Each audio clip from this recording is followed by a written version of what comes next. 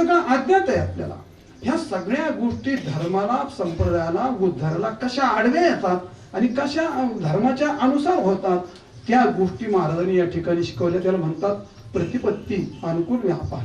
म्हणजे ज्ञान तुम्हाला वागण्याचं, बसण्याचं, बोलण्याचं ज्ञान करून देणं त्याला म्हणतात. विशिष्ट असा उपदेश करणं त्याला म्हणतात. असा उपदेश असतो. असा महाराजांनी या ठिकाणी उपदेश केलाय. जो उपदेश करतो, उपदेशाच्या ठिकाणी 4 प्रकारच्या गोष्टी असाव्या लागतात. त्या उपदेश करणाऱ्याकडे पहिली ज्ञान उद्बोधता असावी लागते. दुसरी गोष्ट रंजकता असावी लागते. तिसरी गोष्ट ज्ञानदायिता असावी लागते. जर तुम्ही एखादा, बऱ्याच वेळा असं होतं, तो कीर्तन आमच्याकडे एक महाराज आहे, तिथे नाव नाही सांगत तुम्हाला, काय बोलतो त्याच्यात नुसतं बडबड बडबड बडबड बड नुसतं बोलतच राहत. कशा करता काय तोंडात आलं ते प्रमाण म्हणायचं, नुसतंच बोलत राहायचं, नुसतंच बोलत राहायचं.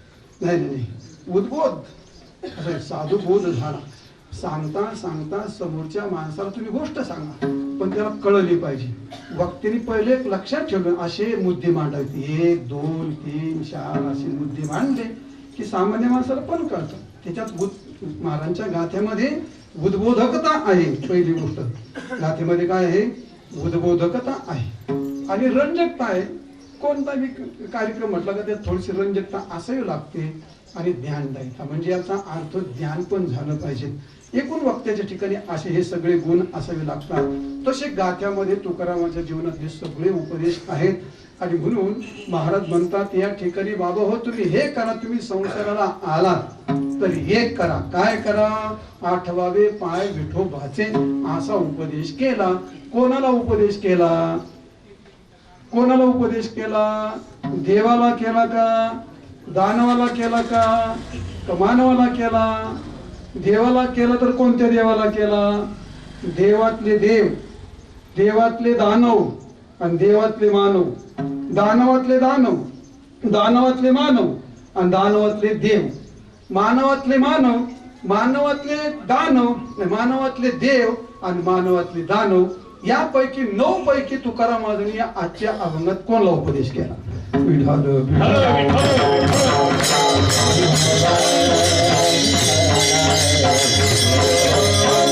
असले तरी देव देव आहे. देवात पण मानव आहेत आणि देवात पण दानव आहे. महाराजांचा उपदेश तर देव प्रत्यक्ष भगवान हा मुख्य देव आहे, बरोबर आहे का नाही? देवातले देव कोण आहे?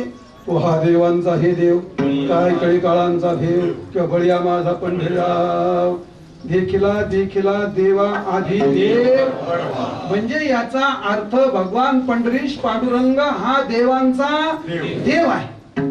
आता देवात पण दानव असतात का? हा हा हा, देवात पण दानव असतात. देवातले दानव काय आहेत आणि देवातले मानव काय आहेत? 2 गोष्टी सांगायच्या. देवातले दानव तुकाराम महाराज वर्णन करतात. शेंदरी हेंदरी दैवते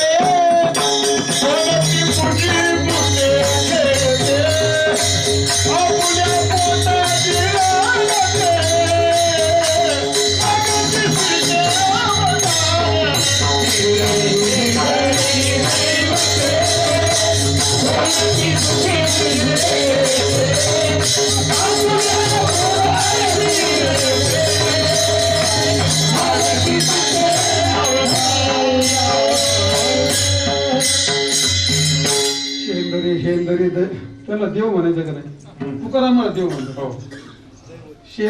काय नाही महाराजाला पण नाही म्हणा, त्याला नाही पण म्हणतो.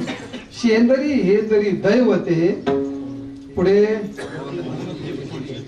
कोणती पूजी भूते खेते, आपल्या पोटाची रडते, मागते शिते अवदान, आपले इच्छे आणि का पिढी, काय ते देईल बराडी, कळोही आली तयाची जोडी, आणि अल्प रोकडी दाशीचा पाहुणे रूख येते, धरी देईल आपले हाते, करुणा भाषण गोचिते, हे तो रीतीत सतत शक्तीहीन, काय ते चिल्लरीचे पाणी, होटन भिजन पिठे धरी, क्षीण तरी आधी अवसरी, क्षोभे पुरुषांनी दिले फळ, विलेपणे बुजविती तोड, भार फळ हाती उदंड, आणि आपापल्या कल्पी दंड, ऐशास भांड देव म्हणतो. पण म्हणलंय त्यांना देव, पण आपली इच्छा अनेका पिढी, हे देव आहेत पण देवातले हे दानव म्हणजे राक्षस, हे हेंद्री शेंद्री येत हे ह्याला देव म्हणतात, पण देवातले हे राक्षस. देवात पण मानव असतात, देवात पण मानव असतात. देवातली माणसं ब्रह्मदेव इंद्रदेव देव हे का काय देवाचे, इंद्रदेव देवाचे, ब्रह्मदेव देवाचे, चंद्रदेव देवाचे, सूर्य हे सगळे देवाचे आहेत. हे सगळे देव असले तरी सुद्धा हे मानव योनीसारखे भोग आणि मानव योनीसारखं शरीर असल्यामुळे काय म्हटलं तिथं असं इच्छित मृत्युलोकी व्हावा, मृत्युलोकी व्हावा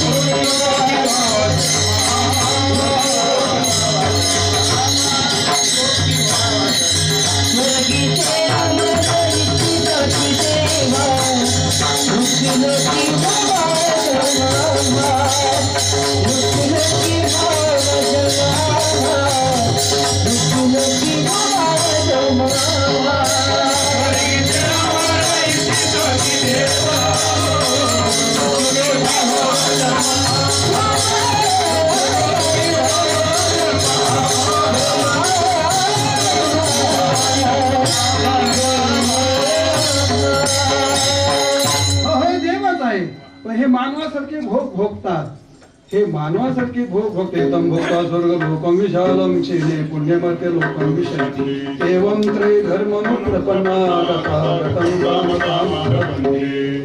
त्याच्या खालची ओया फार गोडलेल्या, पण नको तुम्हाला पाठायत, नको सांगायला. आणि म्हणून ज्ञानेश्वर काय तुकाराम महाराज असं म्हणतायत, हे जे आहेत हे देवच आहेत.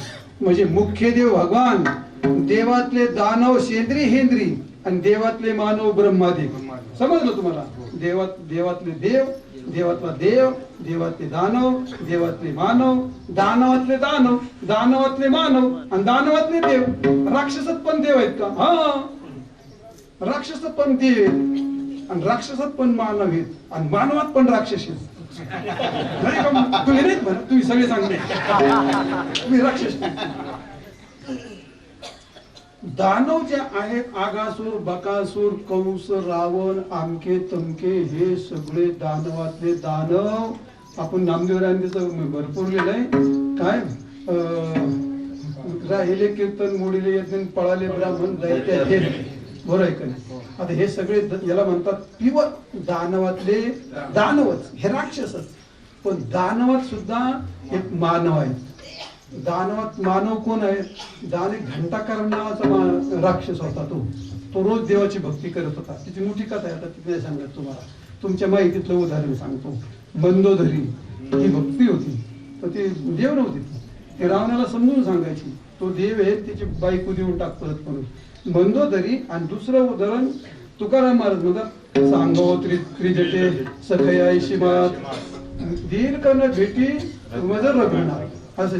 तर त्या अभंगामध्ये ह्या करा, वासुकीच्या वनी सीता शोक करी आणि काहो अंतरेल रघुनाथ धुरी, हे त्या अभंगामध्ये आलंय. मग त्रिजटा ती राक्षसीन होती, पण सीतेला एवढी धीर द्यायची, एवढी आईसारखी प्रेम करायची. मग तिला तुम्ही आता राक्षस येऊन टाकले तरी तिला मानव म्हणणार की नाही? दानवातली मानव आहे का ती? दानवातली मानव आहे. आता दानवात पण देव असतात का?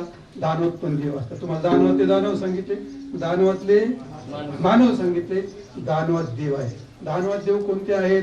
नाथ महाराज गोड लिहितात. नाथ महाराज म्हणतात, प्रल्हादा काय, राक्षसा माझे दैत्या माझे प्रल्हाददान, राक्षसा माझे विभीषण आणि मज अनन्य शरण तेने वैष्णवपण तेने त्या, असं नाथ महाराजांची ओळ. राक्षसा माझी विभीषण, दैत्या माझी प्रल्हाद जान आणि राक्षसा माझी विभीषण, त्यांचे मंदिर बांधलेत, आपण भजन करतोय. जरी दैत्य येऊन, प्रल्हाद दैत्य येऊन जन्माला आलाय, प्रल्हाद दैत्य येऊन जन्माला आलाय, विभीषण दैत्य येऊन जन्माला आलाय, तो दानवच आहे. हे दानव योनी असले, दानव शिर असलं तरी सुद्धा त्यांचे ते त्यातले ते देव आहेत. आपण भजन करतो. दानवातले हे देव, दानवातले हे त्रिजट सारखे मानव आणि कंसासारखे दानवातले दानव. विठाल विठाल.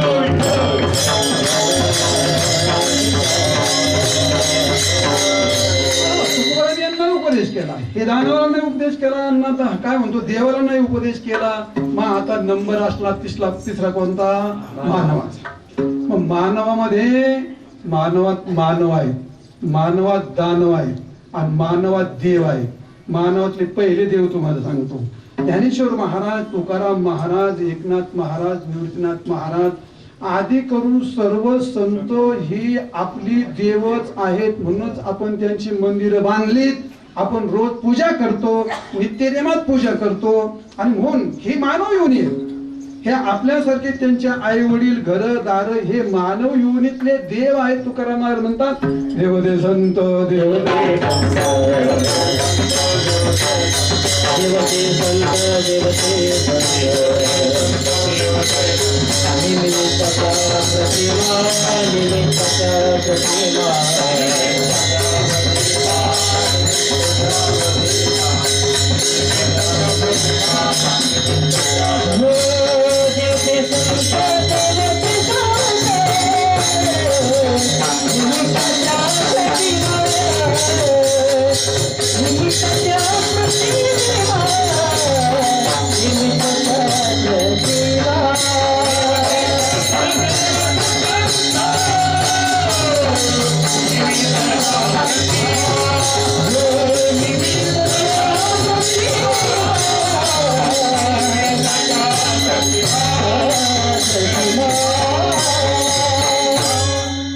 दे संत देवते संत निमित्ताच्या प्रतिमा.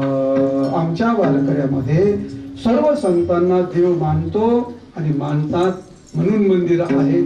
पांडुरंगासारखेच त्यांची मंदिर आहेत. म्हणून हे मानवातले देव आहे.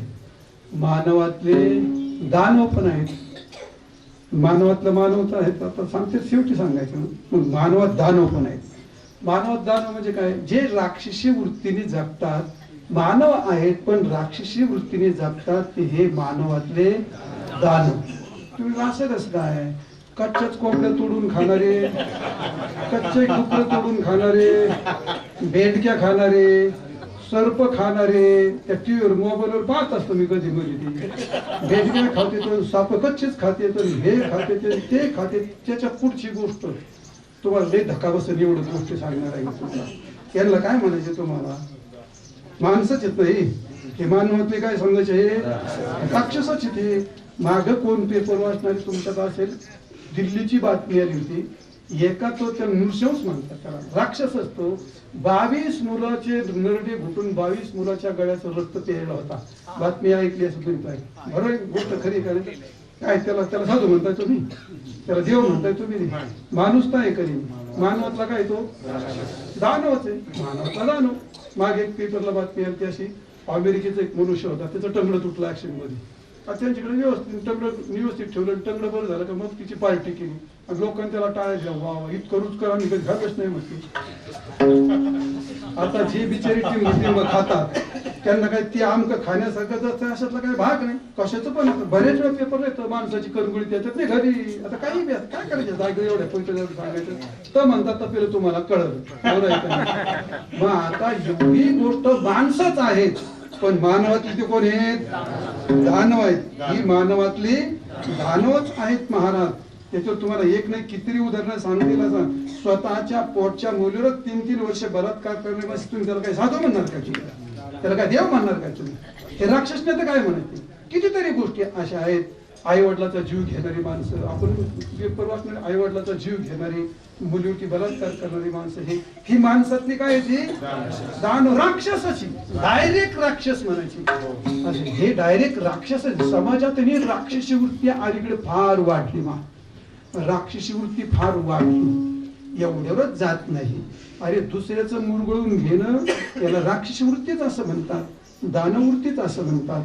आणि म्हणून असे जे मानवातले दानव आणि मानवातले देव आणि मानवातला मानव असतो मनोहर पत्यम, जो काय म्हणतो मानवम, म्हणजे जो नवा नाही तो प्राचीन पासून चालत आला आहे. जो धर्माने आणि भक्तीने वागतो किंवा आपण शास्त्राच्या नियमाप्रमाणे वागतो त्याला म्हणतात मानव. किंवा आपल्या सोप्या भाषेमध्ये जो वारकरी आहे त्याला मानव असं म्हणतो मी. आणि त्याच्यात पण 4 प्रकार करता येतील. काही पामर आहेत, काही विषय आहेत आणि काही मुक्त आहेत. महाराजांनी मुक्ताला उपदेश नाही केला, विषयाला नाही उपदेश केला, त्याची प्रमाणे नको सांगायला. पामरला उपदेश नाही केला. राहतापैकी राहिला फक्त जिज्ञासू. जिज्ञासू जो मानवातला मानव आहे त्या जिज्ञासूला तुकाराम महाराज सांगतात, बाबा दुसरं काही करू नको, आठवावे पाय विठोबा, आठवावे पाय विठोबा, आठवावे पाय विठोबा. संसारा आदिया एक सुख आहे, संसारा आदिया एक सुख आहे, संसारा आदिया एक सुख आहे, संसारा आदिया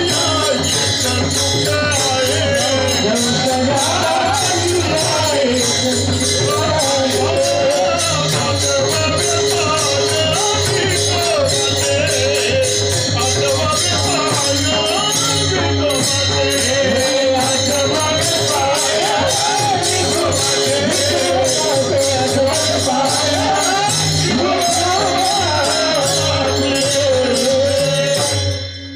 महाराजांचे सगळे अभंग आहेत आणि आपल्या करताच उपदेश केला, पण सगळ्या करता नाही केला असं समजूच नका तुम्ही. सगळ्या करता गाता सांगितलाय, नाही नाही नाही नाही, कोण सगळ्या करता नाही सांगितला. काय जिज्ञासू काय मी उद्धार पावेल, काय कृपा करील नारायण, असे ज्यांची महाराज अशी तळमळ अवस्था झालेली आहे.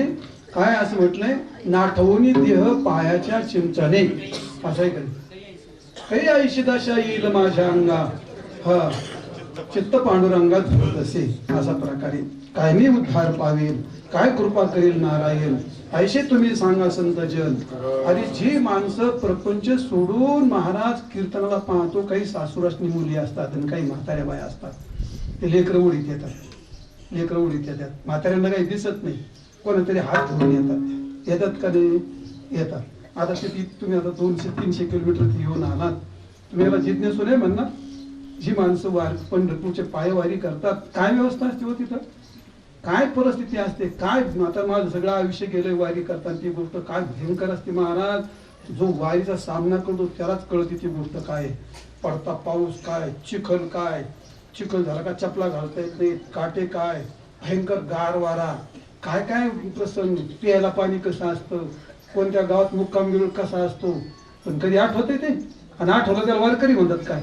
नाही नाही नाही नाही नाही नाही, ते कापशी बापडे, कापशी बाबा, तुम्हाला आठवत आहे का आपले ब्रह्मदेव सोनार बाग, काय त्यांचं नाव ते कल्याणचे, ते बेदरकर, भुजबळ, हे आमची हे लय मित्रमंडळी, आमची लय दिवस एकत्र ग्रुप आमचा. त्यांच्यात मी कृष्ण, हे सगळे माझे गोपाळ. यांच्यापेक्षा सगळ्यात मी लहान होतो, तरुणाचा महेश सारखा. आता माझं गाणं गोड आणि प्रवचन विवचन. आणि मग हे कल्याणकर मंडळी हे भले 5, 25, 30 वारकरी नानाच्या दिंडीत आम्ही सगळे. मग वारकरी नानाच्या दिंडीत चाले म्हणाला, मग नानाची माग मी म्हणायचं, या लोकांना ते खोरे दाताला या दावेदारानिमित्त संसार इतका भयंकर आहे, माणसाला त्यातून बाहेर पडणं कठीण आहे. एवढा तडतड तोडून टाकतात आणि माणसं परमार्थात येतात. तुम्ही त्याला जिज्ञासू म्हणणार नाही. यांच्याकरता तुकाराम महाराजांनी गाथा लिहिला आहे.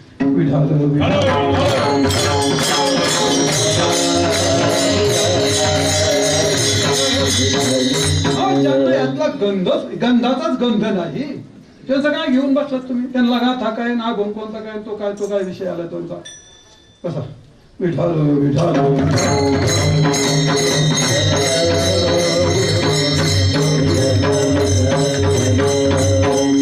आणि म्हणून मुद्दा सगळ्यात पुढे आला. महाराजांनी उपदेश केला, कोणाला केला तो, देवाला नाही, देवातल्या दानवाला नाही, देवातल्या मानवाला नाही, दानवातल्या दानवाला नाही, दानवातल्या मानवाला नाही, आणि दानवातल्या देवांना पण नाही, मानवातल्या दानवाला नाही, आणि मानवातल्या देवाला नाही. मानवाला उपदेश केला तो सगळ्या मानवाला नाही, जिज्ञासू मानवाला केला. शेतकरी काही इतका बावळट नाही, कुठे फिरतो का शेतकरी, कुठे फिरतो बघ, वापसा पाहिजे, जमीन पाहिजे. मग तू कर्मात काय येडेत का कुठे पेरायला, घे गाता वापशावर पेरले त्यांनी, जिथं वापसा आहे त्याच्याकरता पेरणी केली ती. आणि असा महाराजांचा उपदेश या ठिकाणी आहे, तो जिज्ञासू वारकरी माणसांना उपदेश आहे. बाबा हो, तुम्हाला भगवंतानी नर शरीर दिलेला आहे. संसारालिया एक सुख आहे. तुम्ही संसारा आलात. संसार शब्दाचे 3 अर्थ होतात. संसार शब्दाचा अर्थ आहे मिथ्या ज्ञानजन्य संस्कार रूप वासना संसार. हा हे नायकांनी व्याख्या केली आहे. मित्र नको तू इतका आवड तुमच्या डोक्याला काम करायला. आणि दुसरा असा आहे स्व आदृष्ट निपुणिबद्ध हा शरीर परिग्रह. हा याला संसार असं म्हणतात. आणि तिसरी गोष्ट आहे अहम अभिमानीनं संसार इति संसार. हा तर 3 अर्थ. संसार म्हणजे मराठी भाषेत लक्षात ठेवण्याकरता संसार म्हणजे वासना, संसार म्हणजे शरीर आणि संसार म्हणजे जन्म मृत्यू फेरा. या 3 सगळ्या संतांनी 3 प्रकारचे अर्थ केलेले आहेत. त्याचे प्रमाण म्हणायची काही आवश्यकता नाही मला असं वाटतं. आणि म्हणून शरीराला संसार असं म्हटलं. जोवरी नाही निरसला देह आणि तो यावरी म्हणजे देहालाच म्हटलंय. संसाराला देह म्हटलंय. आणि म्हणून नर देह हा एवढा मोठ्या संसारात तो महाराजांनी असं म्हटलंय विषयाचे संसुख नाही हे सात्या आलिया ओळा शारण धरू नाही तरी संसार. त्याचा अर्थ काय संसार जर तू भगवंताला शरण गेलं नाही तर एवढा संसार हा तुझा वाया जाईल. म्हणजे नर शरीराला संसार म्हटलेला आहे असे अनेक ठिकाणी प्रमाण आहे. याच्याबद्दल दुमत नाही. मग अशा संसाराला आला. हे संसार म्हणजे शरीर फार श्रेष्ठ आहे. मला अरे यांनी ठरवलं तर तो देवही होऊ शकतो. यांनी ठरवलं तर तो नरकाला पण जाऊ शकतो. आणि यांनी ठरवलं तर तो सद्गतीला जाऊ शकतो. आणि यांनी ठरवलं तर तो भगवान भेटून मुक्त पण होऊ शकतो. नर शरीर म्हणजे जंक्शन स्टेशन. तैसे येण्याचे शरीर आणि शरीरा येणे सरे किंबहुना येर धारे चिरापडे असं शरीराचं महत्व आहे. आणि या संसाराला तुम्ही आलात बाबा हो सहजासहजी मिळणारी गोष्ट नाही. नाथ महाराज असं म्हणतात शरीरा ऐशे ओखटे पृथ्वी माझी नाही कोठे. शरीरा ऐशे गोमटे पाहता न भेटे त्रैलोकी. नाथ महाराजांची ह्या तर हिमालयासारखी उभी गोष्ट. ह्या संसाराची गोष्ट ह्या शरीराची गोष्ट अशी आहे. शरीरा एवढी घाण गोष्ट जगात कोणतीच नाही. लय वाईट. किती वाईट आता काय सांगू तुम्हाला. एखाद्या सप्ताहामध्ये इकडं तिकडं कुठं स्वयंपाक केला जिलबी केली मग आमकं तमकं महान देवाच्या पुढे नैवेद्य जिलबी नेऊन ठेवली. मग प्रसाद अशी लोटालोटी तुला मला प्रसादाची. पण तो प्रसाद खाल्ला आणि 4 तास या बाजाराची संगती झाली ना त्याला मळूची होऊनी ठाके. मागची होई काय आठवती तुम्हाला. मळूची होरी ठाके. ज्ञानेश्वर महाराज म्हणतात या देहाचा अन्नाला संबंध आल्यानंतर काय होतं इतकं वाईट हे शरीर. असे शरीर विटाणाचे मोह माया पास जाळे पतन शरीराच्या मुळे शरीर काळे व्यापेले. शरीरा एवढी वाईट गोष्ट जगात दुसरी कोणतरी. शरीर दुःखाचे कोठार, शरीर रोगाचे भांडार, शरीर दुर्गंधीची थाळ नाही. अपवित्र शरीरा ऐसे ही गोष्ट जशी खरी तशी दुसरी गोष्ट पण खरीच आहे. कोणती गोष्ट. शरीर उत्तम चांगले शरीर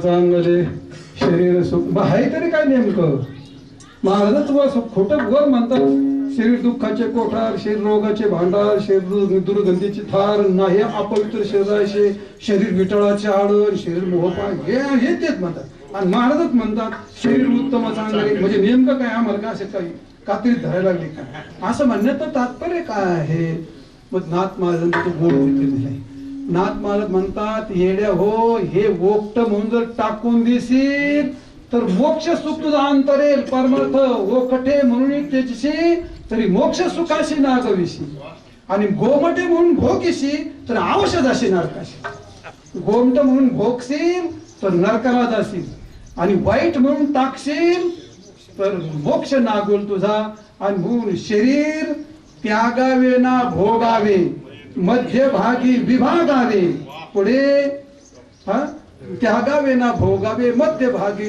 विभागावे आणि आत्मसाधनी राखावे निज स्वार्था हिता लागी नाथ महाराज म्हणतात काय आता नाथ महाराज काय गोड वर्णन केले महाराजांनी त्यागावे ना भोगावे शरीराचा त्याग तुकाराम महाराज म्हणतात शरीरात दुःख नेदावा दुःखही देऊ नकोस आणि भोगही देऊ नकोस तुळबावळ सारखं ते काय आपल्यातले येडमट असतात आपल्यात कमी आहेत मला आपल्यात कमीत पण ते देवीचे भक्त असतील ते भोपे लई येडमट आता ते माळीकडे येतात ते इकडचे दिंडुरीचे कोल्हापूरला उधळतात आणि कोल्हापूरचे नाशिकला उधळतात आणि इकडे तिकडे जातो कोण इकडे जायला भावे तिथं काय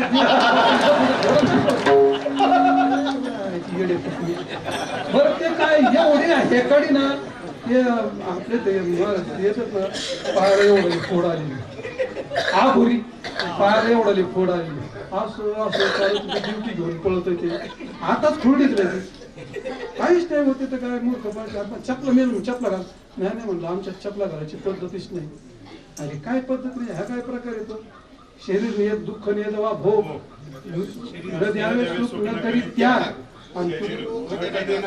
शरीर ओखटेना चांग तुका म्हणे बेत करी हरिभजनी असं आहे अनाचारस्तु माल्यम अत्याचारस्तु मूर्खता ऐका परमार्थाची गोष्ट तुका बावळट नाही करत काय माणसं अशी ह्याकड्यासारखी करतात ते काय म्हणते पाणीच नाही प्यायचं दिवसभर चांगले हो व्रत केलं तर चांगली गोष्ट आहे पण जर भजन खोळमत असेल तर का करतो काय करायचं भजन जर परमात्मा जर अंतर्गत असेल तर त्याचा काय उपयोग तुला असा प्रकारे आणि मुद्दा सांगायचा शरीराच्या बद्दल अनाचारस्तु मालिन्यम ऐका अनाचारस्तु मालिन्यम अत्याचारस्तु मूर्खता मग आचार विचार संयुक्त हा सदाचार उच्चते आमच्या वारकऱ्याकडे तर काय लाड नाही चपला घालणार मस्त रेटून 2 भाकरी आणणार कमराव आणणार आणि 3 तास रेटून काढणार महत्व भजनाचा आहे आणि त्या भजनाकरता याला काय मूर्त्याला काय घे नाही तो भजन करतो का तमाशा करतो त्या मूर्त्याला काय घे नाही ते त्याच्यात पेट्रोल तर वाचलं पाहिजे आणि म्हणून ते चांगलं शुद्ध राखलं पाहिजे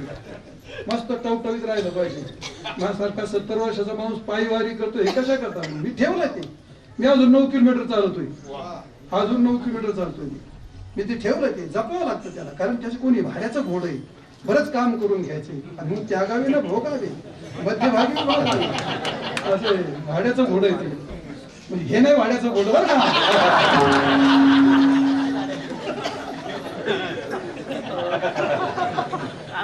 भाड्याचं घोड भाड्याला काय नाही भाड्याचाच घोड असतं त्या भाड्याने काय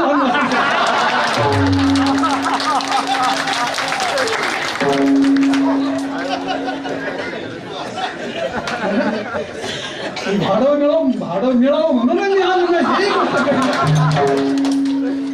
विठाल विठाल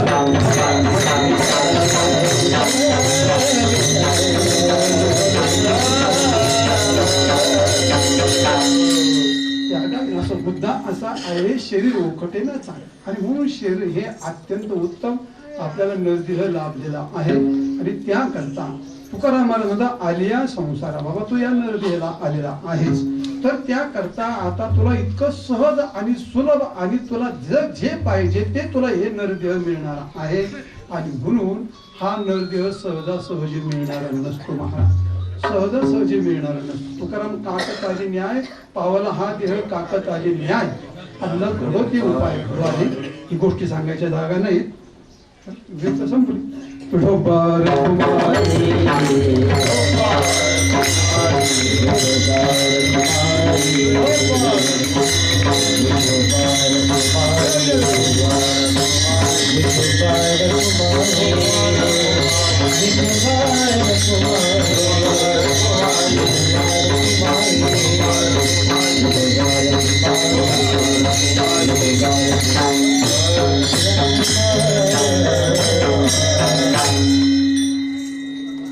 संसार एक सुख आहे, संसार आलिया एक सुख आहे, आठवावे पाय विठोबाचे. संसारा आलिया एक सुख आहे. एक सुख म्हणजे नेमकं कोणतं? एक सुख शब्दाचा अर्थ आहे की ज्या सुखात नित्यता असते, ज्या सुखामध्ये अचलता असते, जे सुख स्थिर असतं, जे सद्रूप चिद्रूप आनंदरूप असा परमात्मा जे सुख असतं, भक्ती सुख, जे सुख साधनतही सुख आहे आणि साध्यतही सुख आहे.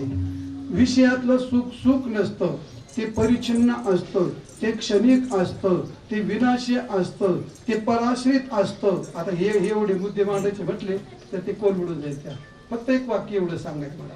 विषयातलं सुख हे पराश्रित असतं, क्रियातून क्रियाजन्य असतं, पराश्रित असतं, विनाशी असतं, क्षणिक असतं आणि ह्या असं परिणामी विषासारखं असतं. भक्तीचं सुख असं परिणामी विषासारखं नाही. सुखाची व्यवहारी सुख लाभ झाला, जे साधनतही सुख आहे, साध्यतही सुख आहे, जे विनाशी नाही, जे क्षणिक नाही, जे दुसऱ्यावर अवलंबून नाही, जे क्रियाजन्य नाही, ना कोणाच्या संबंधित नाही, स्वतंत्र, काय टाळबीळ काही नसू द्या. त्या पलीकडच्या कोपऱ्यात जाऊन नुसता होताना दगडवर पाडून रामकृष्ण हरी म्हणायला लागला तरी सुख त्याचं तिथं हजरच असतं. ते कशाच्या आश्रित नाही महाराज, कोणत्या व्यक्तीच्या आश्रित नाही, न कोणत्या साधनाच्या आश्रित नाही. असं हे सुख भक्ती सुख आहे. आणि ते भक्ती सुख हे या नरदेहात आपल्याला प्राप्त होतं. आणि ते म्हणजे भगवंताचं चिंतन स्मरण करणं. आठवावे पाय विठोबाचे. भगवंताचे पायच का आठवावे? सगळ्या शरीरामध्ये महत्वाचं काय आहे? मेंदू. आणि मेंदूपेक्षा जास्त महत्व समाजामध्ये शिर, होय का? शिरापेक्षा नंबर 2 ला इंद्रिय. मग असं मी आता सगळ्यात खाली पाय, एवढं पायाचं महत्व का सांगितलं तुकारामाने? हे करी महाराज आलिया संसारा एक सुख आहे आणि आठवावे मेंदू नाही म्हणलं, आठवावे इंद्रिय नाही म्हटलं, आठवावे शरीर नाही म्हटलं. शरीर तुकाराम शिर सर्वांग प्रमाण यथाविधी करचरण. सगळ्या शरीरामध्ये शिर तर प्रमाण आहे ना, केवढं श्रेष्ठत्व आहे शरीराला. पायच का आठवावे? भगवंताचे पाय का आठवावे? 2 वाक्य सांगतो, संपवतो. भगवंताचे पाय तीर्थ विशेषत्व औषधकाने, स्थान विशेषत्व औषधकाने आणि पद विशेषत्व औषधकाने पायाची गोष्ट असते. एका वाक्यात उत्तर सांगतो, संपवतो. तीर्थ विशेषत्व म्हणजे संपूर्ण जगात 3.5 कोटी तीर्थ आहेत. त्या तीर्थ सगळ्या 3.5 कोटी तीर्थाची जननी ही गंगा आहे. आणि ती गंगा भगवंताच्या अंगठ्यातून निर्माण झाली. ती कशी झाली तिची कथा सांगितली तुम्हाला, पण आता नको. अशी भगवंत चरणी जन्मली पै गंगा, उपमा द्यावी कवने अंगा, चरणी जन्मली पै गंगा. भगवंताच्या चरणापासून गंगा जन्माला आल्या म्हणतात. तीर्थ विशेषत्व, विशेष प्रकारचं तीर्थाची जननी भगवंताचे चरण असल्यामुळे आठवावे पाय विठोबाचे. दुसरी गोष्ट स्थान विशेष. पद शब्दाचा अर्थ आहे, पद म्हणजे पदम आपाद आपाद वसुंधरम, म्हणजे भगवंताचा पाय म्हणजे संपूर्ण अशी ही पृथ्वी आहे. आणि पदम आकाशम, एक पाय भगवंताचा आकाश आहे आणि एक पाय पृथ्वी आहे. म्हणून एकूण जेवढे काही जगात पदार्थ पवित्र आहेत हे सगळे पायाचे प्रतीक आहे. सगळ्या पदार्थाचं पाय हे प्रतीक आहे. म्हणून विशेष प्रकारचं स्थान आहे. आणि पाय शब्दाचा, पद शब्दाचा अर्थ आहे स्वरूप. आणि म्हणून याचे प्रमाण तुम्हाला सांगितले असतात. आता त्याचे भगवंताच्या पायाला स्वरूप केव्हा म्हणतात, त्याला स्थान विशेष केव्हा म्हणतात, त्याला तीर्थ का म्हणतात, आणि भगवंताचे पायाचं स्मरण का करायचं, पायाचंच पूजन, पायाचंच चिंतन, पायावर डोकं ठेवायचं, पाय असे काय महत्वाचे. त्या लांबलचक वेळ पाहिजे, सप्ताहातले कार्यक्रम वेळ सोडावे लागतात. केव्हा तरी आठवणीत तुम्हाला सांगेन प्रसंग आला तर असो तो भाग. आणि म्हणून भगवंताच्या पायाचं मोठं महत्व आहे. तुकाराम महाराज म्हणतात आली या संसारा एक सुख आहे आठवावे पाय ज्ञानेश्वर.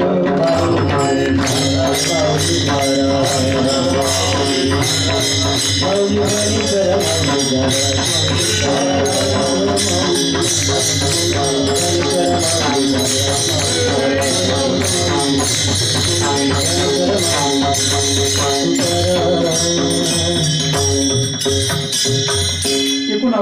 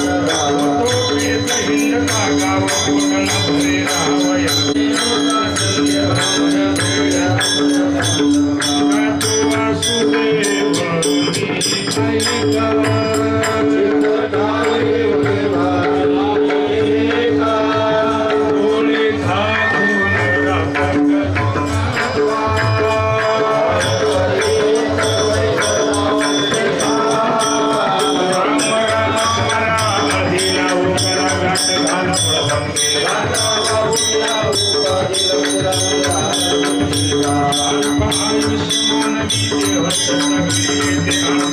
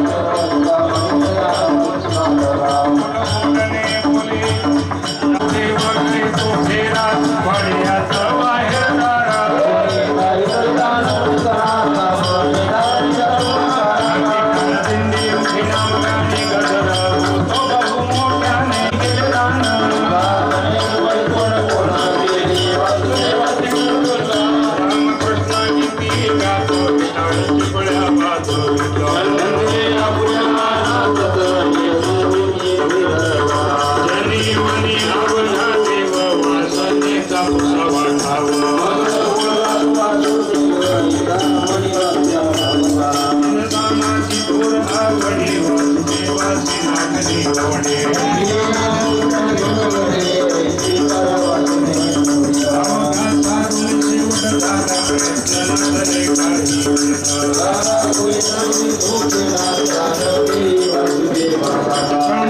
धन्य त्याचे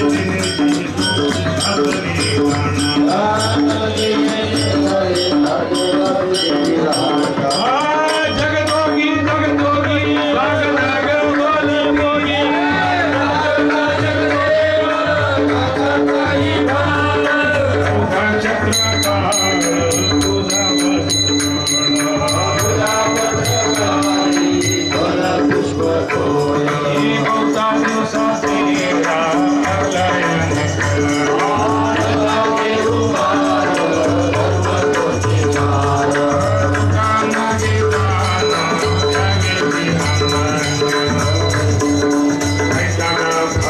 सर्वदा सांगतो काही सर्वदा सांगतो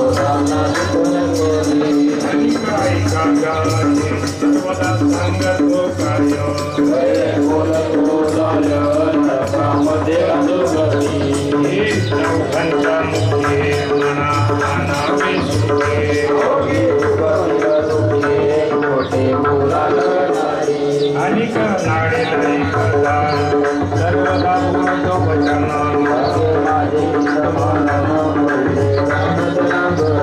म्हणून म्हणा माझे काही आणि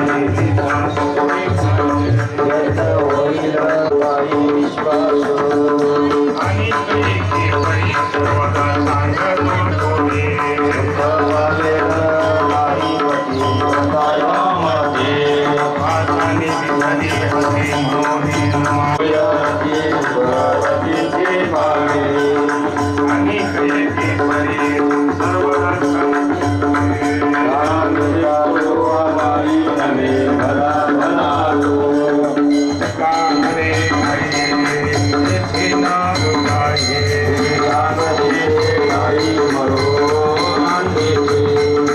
संभालियारा ऊपर तले ओ मार्गी जो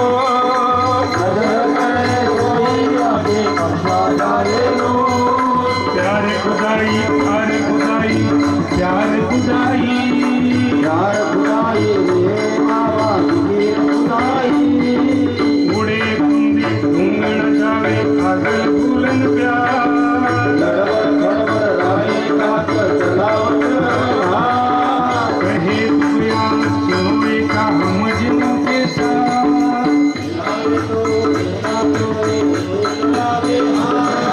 संभाल में लंबे घड़ा के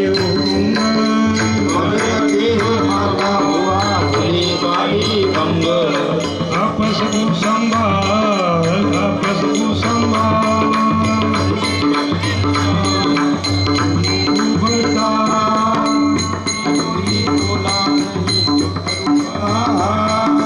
अमल को तो पीछे नहीं मुदल भी सरकार लाज रंडी बद्दी बूटी